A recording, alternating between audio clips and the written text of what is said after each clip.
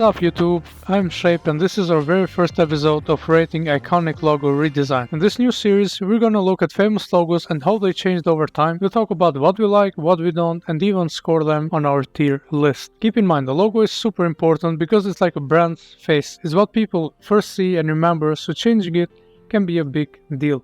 Now, this video contains my personal opinion on famous logo redesigns. Remember that design preferences are subjective and others might have different view on these redesigns. So let's get started and look at our first logo for today. Number 1, we have Burger King. Now, Burger King underwent a significant logo redesign in 2021, introducing a more minimalist and modern approach. This logo featured a simplified version of their iconic burger bun with a bold font. Now, personally, I think they went too much with the minimal part, and just imagine you go into a burger shop and you see a logo like this. Now, personally, of course, I did it for to be a bit cheaper, and also now comparing to the old one, this one is kind of more brandable. So I can see why they go in this route, but honestly, I think they went way too minimal for a company called Burger King.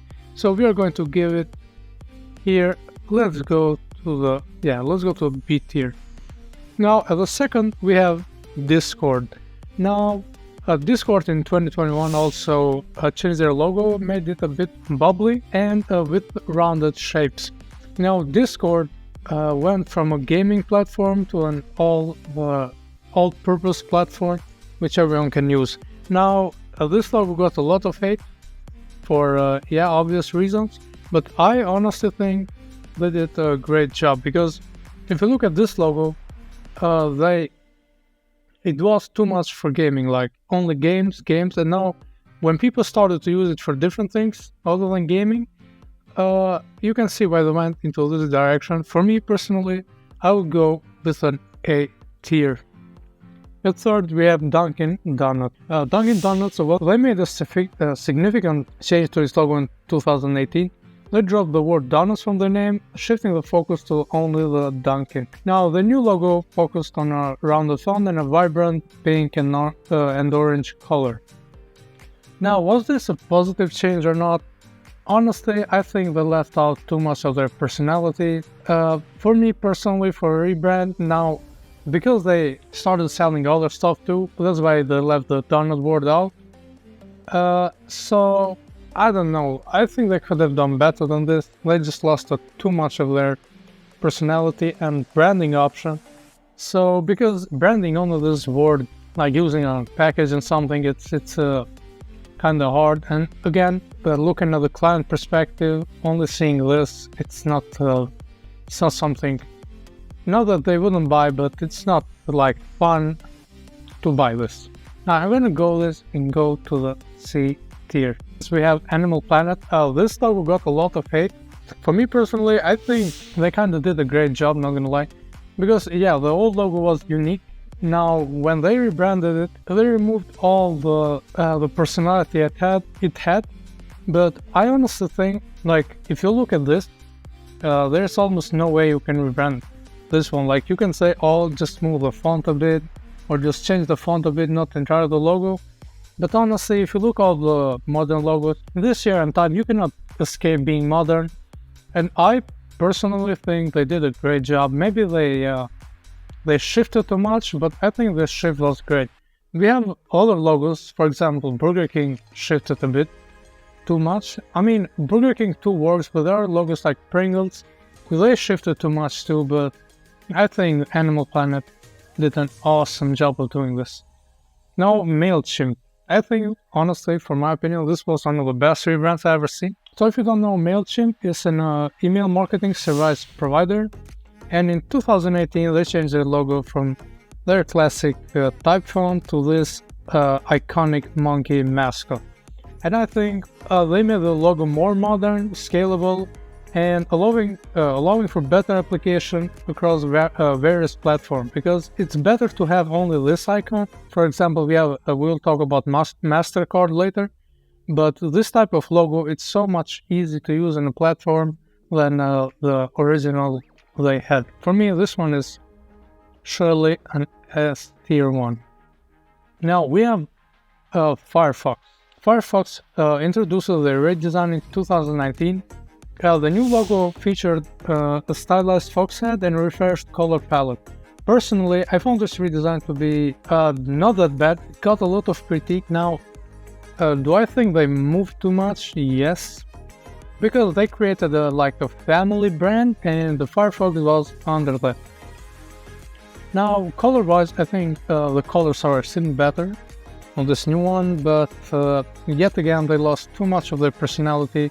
So I'm gonna go with Firefox to the B tier. Now we have MasterCard. MasterCard in 2016 aimed for simplicity and versatility. The interlocking circles remain the core element, but the redesign introduced a cleaner and more streamlined look. Like in my view, this redesign, they successfully modernized their logo, and I think this is one of the best redesigns I have ever seen from a famous company, so it's going to the S tier. Now we have Best Buy. Best Buy, a well-known electronic retailer, underwent their logo redesign in 2018. Now compared to their old logo, this one is quite successful because the idea on the first one maybe was better, but the execution was not the best execution. Now on the second one, they made the clean lines and vibrant colors to make. They used clean lines and vibrant colors to make it more visually appealing. I don't think this is the best redesign. I think they could have done much better. But yeah, compared to the old one, now we're talking only redesigns. I'm not talking the logo itself. For redesign, this can go to let's move it to the B tier. Now we have Slack. The new logo moved away from the hashtag symbol and embraced a simpler, abstract approach with a four-colored shape. In my opinion, the redesign was a bit polarizing. While it conveyed the sense of friendliness and approachability, it felt like it swayed away too much from the original and recognizable hashtag. Now, for redesign, I think they changed too much. They went away too much. Like in the case of Animal Planet, in my opinion, Animal Planet works, but this one is one of those cases where I think they should have played with their original logo. Like the font is good, but the shape, nah, I don't think it's better than the previous one. So it's going to the C tier. Now we have Rotten Tomatoes. The new logo featured a simplified and more stylized tomato with a fresh color palette. In my view, this redesign was quite successful because comparing to the old one, this new one it's totally more recognizable. Especially the tomato stands out a lot. So I would rate the Rotten Tomatoes at the probably A tier. Now keep in mind this is for redesign, not the logo itself. I don't think this logo is good enough, but if you're talking about a redesign, I think they did great work. Now we have the Guardian. The new logo of Guardian featured a custom font with a stylized letter G. This redesign, the way they changed this, they wanted to go from this one to a more with a newspaper style. Now comparing to the old one, I don't know. I think this redesign is neutral. In my case, I don't know which one would I choose. Now, because for one part, the first one is better. For another part, the second one, I like it more. For me, this is kind of like in the middle of good and bad. I wouldn't say this is the best redesign, so I'm gonna put this one to at maybe a low B tier. Now we have Century 21. I think their old logo was a disaster and they changed it to an iconic gold and black C21 mark. In my opinion, the redesign was a positive change. They gave it a cleaner and more modern look, and it matches more their real estate industry comparing to the first one, which looks like it was for a movie company. Now, for redesign, this one I think is quite good for redesign. They could have done better, not gonna lie, but comparing their old logo, I'm gonna give it here at just above the Guardian because I think this had a lot of room. They had a lot of room to make it better. Now we have Santander, or whatever you call it. I actually like the new logo. This new logo was a simplified version of their flame symbol with a refined font.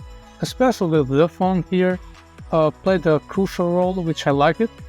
And I think they went into the right direction. Like, they didn't change too much, but they changed only the most visible and important parts. Like, they could have done another flame, but they just made the flame more modern and changed the font to something that looks extremely more better. So I'm going to give it this one at the first part of the big tier. Let's go right here. Now we have Uber. Now Uber changed their logo in 2016 from this technology font to this one, which is a more modern font. Now, honestly, in this redesign, I think they lost a lot of personality. Like, this font, in my opinion, doesn't look like this font is more corporal, so it doesn't look friendly, because seeing their clients, I think they should have gone with something like it's more friendly, more inviting to people, and not so much corporal style. For me, this one goes to the tier. Now we have Kia. Now I think this is one of the worst rebranding I've ever seen, because we have here a problem with reading. Like, the first time you see this, you are going to read K and N. It's not going to be read as Kia. They tried to give it a more future look and a sophisticated look, but I don't think this was like, they could have done much more to separate the letters, because this just doesn't read as Kia. I'm going to give this one a D tier. Now we have US Open. US Open is one of the major tennis tournaments, and they revealed a new logo in 2019. Now, this logo featured a simplified abstract representation of a tennis ball with bold lettering. In my opinion, this design was effective. It gave the logo more a dynamic look, and it captured the energy of the tournament. The use of negative space in the tennis ball adds an interesting touch, and I think they opened new ways with their color palette. I think this one is A tier redesign. I think I like this one very much, and they did a great job. I'm gonna put this one above here. They did a great job capturing all the tennis tournament. Now we have Comfort. If you all don't know, Comfort is a well-known mattress and bedding company for hotels. Now they changed their logo from this sunny to this 3D C logo. Now, honestly, here too, I have a natural opinion, because one part, I think that the first one was way better, but was it original? Maybe not. But the second one, it's unique, but I don't think it fits that much their type of company they have, especially the palette they chosen here. I don't think it matches, so I'm going to give this here a B tier. Before we wrap it up, I'd love to hear your thoughts about the logos we discussed today. So, do you agree with my ratings? Would you have done something differently? Leave your comments below and let's get a conversation started. Now, last but not least, it's Google Ads. Now, I could have chosen any Google logo they did, maybe the Google rebranding too, which I think it's fine, it works. So for the Google Ads logo, their new logo featured a simplified and more streamlined design compared to the old one they had. Now, they maintained their colors and they gave it a more clean, modern font, in my opinion. They gave the logo an icon. Now, Google rebranded their whole company, and I think they did a great job giving every platform they have a logo on its own. They maintain the colors, and I think the icon is very usable and it's kind of unique. So for me, this one was a successful branding, so it goes here to the A tier. So if you enjoyed this video, please give it a thumbs up and share it with your friends. Don't forget to hit the subscribe button so you don't miss the next episode of writing iconic logos. So till the next time, keep designing.